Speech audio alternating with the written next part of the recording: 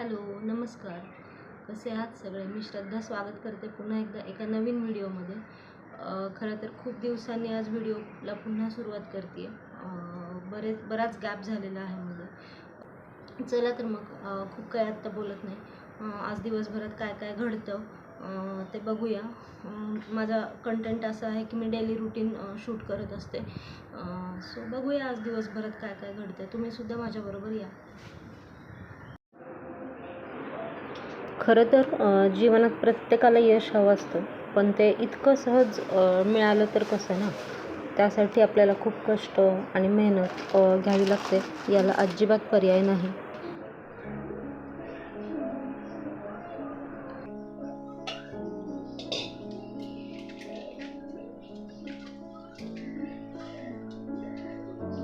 आता हेच बघा ना, म्हणजे मला असं वाटलं होतं की काहीच काम करायला नको, घरातच छान बसूया, रोजची कामं करूया. पण असं तर होत नाही ना. म्हणजे जर आपण काम नाही केलं तरीसुद्धा आपल्याला असं वाटतं की अरे आपण काहीच करत नाही. पण जेव्हा खूप आपण काम करत असतो तेव्हा आपल्याला असं वाटतं की काहीच नाही करायला पाहिजे. आज सोमवार आहे. बरेच दिवसांनी मी आज टिफिन बनवला सकाळी. म्हणजे मध्ये आम्ही ट्रिपला गेलो होतो. अलिबाग, नाशिक, त्र्यंबकेश्वर असे 2 आठवडे तर याच्यातच गेले होते आमचे. सो बरेच दिवस टिफिन नव्हता आणि शाळेलासुद्धा सुट्ट्या आहेत. सो मग आज जरा लवकर उठावं लागलं होतं. ऑफिसचा टिफिन दिला आणि काही पोळ्या राहिल्या होत्या घराच्या. स्वतःमध्येच उठली आणि मग तिचं आवरून दिलं, तिला आंघोळ वगैरे घालून दिली. स्वतः भाजी झालेली आहे आणि डब्यापुरत्या पोळ्यासुद्धा झाल्या होत्या. आता नंतर राहिलेल्या पोळ्या मी आता करून घेते. आणि हे बघा, तेलसुद्धा नेमकं आत्ताच संपायचं होतं, तर तेल काढून घेते.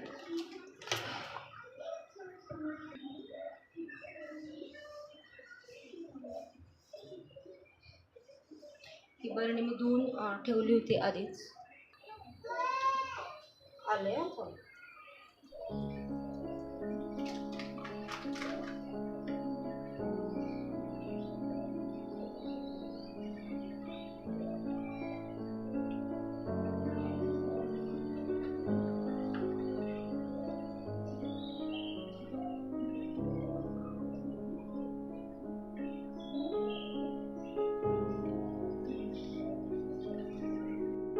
आणि ही बरणी खरं तर खूप छान आहे. म्हणजे ही बहुतेक ॲल्युमिनियमची आहे, पण नाही, याच्याकडनं हे जे नोझल असतं ना इथल्यावरचं ते तुटलं माझ्याकडनं. सो मी डीमार्टमधनं आणली होती आणि खूप छान आहे, बरेच वर्ष टिकली.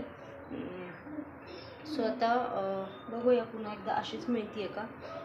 याचा मेंटेनन्स खूप सोपा आहे ॲक्च्युली. ते काचेच्या किंवा आजकाल ज्या प्लास्टिकच्या येतात ना, त्या लगेच घाण होत असतील असं मला वाटतं.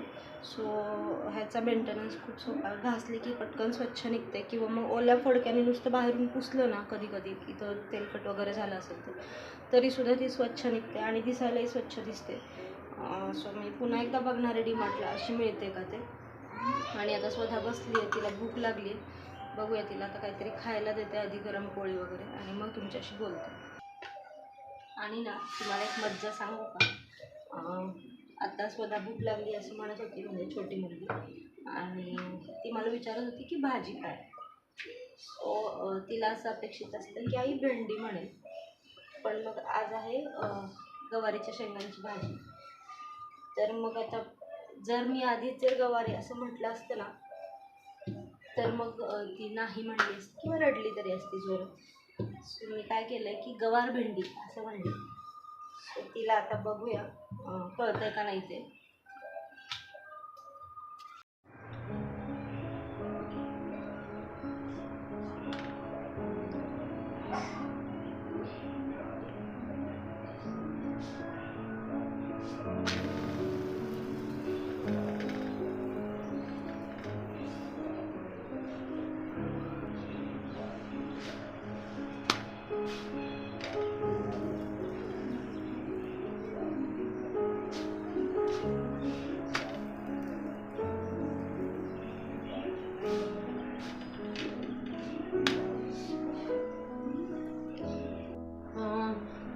झालेल्या आहेत. त्यानंतर भावाचा फोन आला, त्याच्याशी बोलण्यात बराच वेळ गेला. तो बराच वेळ तो बोलत होता. मग ते बोलत बोलत बाकीची कामं केली आणि मग त्यानंतर आता राहिला आहे आंब्याचा रस आणि अजून वरण भात पण लावायचा आहे.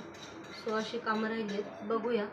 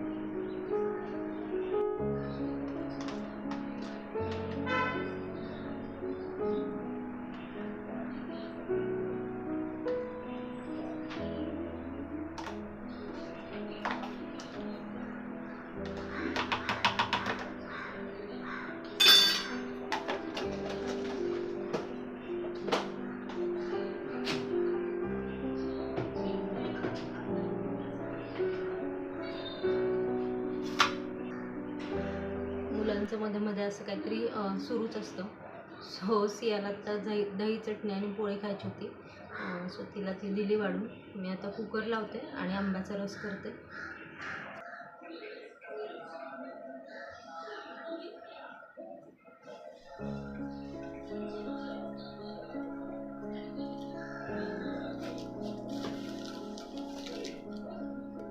ते करण्याच्या आधी एकाला मी बाहेर गेलो होतो. सियाला विशेष रस आवडत नाही, तिला फक्त आंबे खायला आवडतात.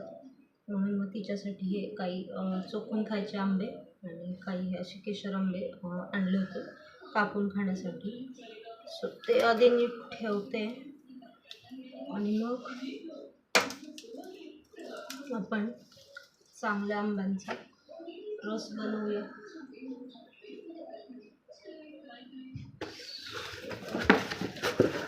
हे आहेत आपले सुंदर असे छान आंबे. अरे अच्छा, हे इथे खराब झालंय. Oh shit. वाव.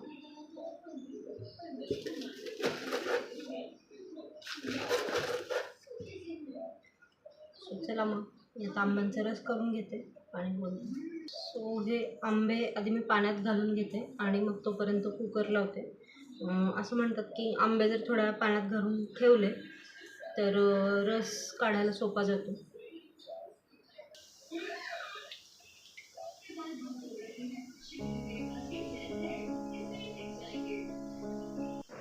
खरं तर आंबा खायला कोणाला नाही आवडत. म्हणजे सगळ्यांनाच आंबे आवडतात. एकच सीझन असतो हा आंबे खायचा आणि मला तरी खूप आंबे आवडतात. वजन वाढू दे, काही होऊ दे, त्याचा अजिबातच विचार करायचा नाही. मस्त सीझन आहे तोपर्यंत आंबे खायचे. आणि सध्या तरी रोज रस असं चाललेलं आहे. असं वाटतं कधी कधी की थोडंसं कंट्रोल करावं कधी कधी, पण ठीक आहे, इट्स ओके. हे आता 15 दिवसच आपण खाऊ शकतो. एखादा पाऊस पडला की मग नंतर नाही खाऊ शकत. इथे बघा, खरं तर हे दोनच दिवस झालेत आंबे आणून आणि उष्णता इतकी आहे ना की त्या उष्णतेने हा आंबासुद्धा असा वरून खराब झालेला आहे. पण तो पूर्ण आतून चांगला होता आणि एवढ्या महागाचे आंबे आणलेले आपण हा आंबा असाच मी नाही टाकून देऊ शकले. आणि तो आतून चांगला व्यवस्थित होता आंबा. सो मी तो पण कापला आणि मग त्याचाही रस केला.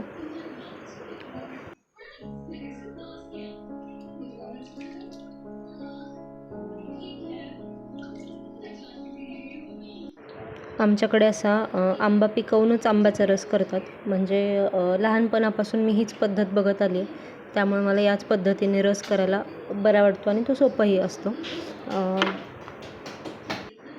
मला चांगलं आठवतं आहे, आमच्या शेतामध्ये मोठं आंब्याचं झाड होतं आणि असे खूप म्हणजे हजारो आंबे निघायचे ते. आणि मग ते व्यवस्थित असे पिकवले जायचे ओसरीवर. आणि ती पिकवण्याची पद्धत पण एकदम नॅचरल. म्हणजे आधी ते गवत टाकलं जायचं खाली, मग ती आडी लावली जायची, त्याच्यावर पुन्हा गवत टाकलं जायचं आणि मग रोज असं बसून आम्ही ते आंबे खायचो. रोज काढून सकाळी एक आंब्याची पार्टी व्हायची, मग दुपारी रस व्हायचा हे असं सगळं चाललेलं असायचं. सो आंबा म्हणजे एकदम जवळचं हे आहे, त्यामुळे सगळ्यांचंच असेल, माझंच असं नाही म्हणत आहे मी. सो जोपर्यंत सीझन आहे तोपर्यंत मस्त खाऊन घ्यायचं, मजा करायची. सो आंब्याचा रस रेडी आहे, पोळी भाजी रेडी आहे, वरण भातसुद्धा रेडी आहे, स्वयंपाक झालेला आहे. खरं तर आमटी करायची, पण ती बघू आता वेळेनुसार. आत्ता होते की संध्याकाळी होते, बघूया आता. मुलींना पण भूक लागली असेल पुन्हा एकदा. सो हे सगळं करून घेते. स्वयंपाकाची भांडी पडली ती घासून घेते, त्यानंतर कपडेसुद्धा धुवायचे आहेत, ते करून घेते आणि मग बोलते तुमच्याशी. आत्ता भांडी घासून झालेली आहेत, बघू शकता एवढी भांडी होती. आणि इतकं गरम होतं ना भयानक, सरळ मी केसवर बांधलेले आहेत. आता कपडे धुवायचे फक्त बाकी आहेत, त्यानंतर जेवणार आहे आणि मग थोडा वेळ आराम करेन आणि बघूया, बोलते तुमच्याशी नंतर. मग आत्ता कपडे धुतले आणि आता ते सुकवत आहे. तेवढ्यात सासूबाईंचा फोन आला होता. मग कपडे वाळत घालून झाल्यावर त्यांचाही फोन घेतला. अशी कामं दिवसभर चाललेली असतात. आपल्याला फक्त असं वाटत असतं की घरात तू काय घरीच असतेस, तुला काय काम असतं वगैरे, असं म्हणायला खूप सोपं असतं सगळ्यांना. पण हे जे मी आत्ता इथे शूट करते तेव्हा दुपारचा 1:30 वाजला आहे आणि मी सकाळी 9 वाजल्यापासनं म्हणजे मी सकाळी 6ला उठली आहे. ते आधीचं तर मी शूटच केलं नाही आहे. आधीची पण कामं होती, झाडून काढलं आहे, फरशी पुसली आहे, ते काय मी शूट केलं नाही आहे. पण ही अशी कामं 2 वाजेपर्यंत सुरू असतात आणि मग 2 वाजता एखाद तास आराम होतो आणि त्यानंतर मग सियाचा क्लास असतो किंवा मग आम्ही कुठेतरी, आता सुट्ट्यात त्यामुळे मग मुलींना घेऊन कुठेतरी बागेत वगैरे अशी चक्कर मारायची, असं हे सध्याचं रुटीन आहे. सो मी असं म्हणत होते की कामं तर करावीच लागतात. म्हणजे हाऊसवाईफ असू दे किंवा मग ती ऑफिसला जाणारी एखादी लेडी असू दे, म्हणजे सगळ्यांना कामं करावी लागतात. म्हणजे हॅट्स ऑफ आहे त्या ऑफिसला जाणाऱ्या मुलीला किंवा स्त्रीला तर, कारण ती घरचं सांभाळून पुन्हा ऑफिस बघते आहे, प्लस मुलांना पण बघते आहे, प्लस त्यांचा अभ्यास आणि हे सगळं बघते आहे. त्यामुळे कुणाचंच काम सोपं नाही आहे. कधीच काम आहे ना ते छोटं किंवा मोठं असं काही नसतं. आपली काम करण्याची म्हणजे पद्धत किंवा आपली काय म्हणतात, पद्धत नाही म्हणता येणार, आपली जी वृत्ती आहे ना ती मोठी असावी लागते. म्हणजे जेव्हा मी घरी आहे, मी घरचं काम करते आहे म्हणून मी कधीच मी छोटं काम करते आहे असं मी मानत नाही. जेव्हा मी घरचं काम करते तेव्हा मी पण हजारो रुपये वाचवते आहे त्यामागे. सो ते पण माझे अर्निंगच आहे असं मी समजते. आणि आयुष्यात कमीपणा घेऊन काहीच होत नाही. तो माणूस कधीच पुढे जात नाही जर आयुष्यात कमीपणा घेतला तर. आणि ज्याचं त्याचं काम ज्याने त्याने आनंदाने करावं असं मला वाटतं. सो एवढंच आहे की ते फक्त काम मन लावून करायचं. आळस येतो कधी कधी, सगळ्यांनाच आळस येतो. आळस आला तर बसावं नक्की, थोडा वेळ आरामसुद्धा करावा. असं नाही की कंटिन्यू कामं करत राहायची आणि आपली तब्येत बघून सगळ्यांनी सगळं करायचं. कारण आजकाल लाईफ आपण बघतो आहे कधीही काही होतं आहे, म्हणजे त्यामुळे सगळं जपूनच करा असं मी तर म्हणेन. सो मग इथे आता कपडे वाळत घालून झाले होते.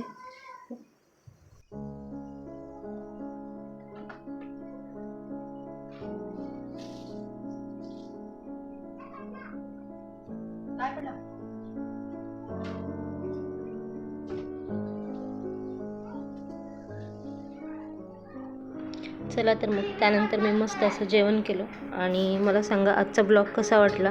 आवडला असेल तर नक्की सबस्क्राईब करा. बाय.